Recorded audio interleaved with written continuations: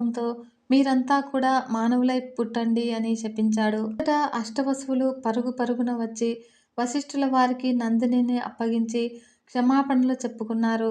మరియు శాపాన్ని ఉపసంహరించమని ప్రార్థించారు. కానీ వశిష్ఠ మహర్షి నా శాపానికి తిరుగులేదు పొండి అని అన్నాడు. అప్పుడు వసువులు ప్రాధేయపడ్డారు. నా ఆవును తోలుకుపోయిన వసువు మాత్రం భూలోకంలో మహావైభవంతో చాలా కాలం జీవిస్తాడు. మిగిలిన తక్కిన 7గురు భూలోకంలో పుట్టిన వెంటనే మరణించి శాప విముక్తులవుతారు.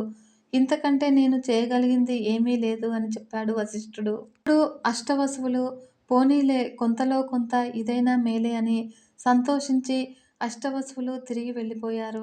ఆ తర్వాత ఆ వసువులే నా దగ్గరకు వచ్చి ఓ గంగా భవాని, నువ్వే మాకు తల్లివి కావాలి. మా కోసము నువ్వు భూలోకానికి వెళ్ళు. అక్కడ నీ ఓ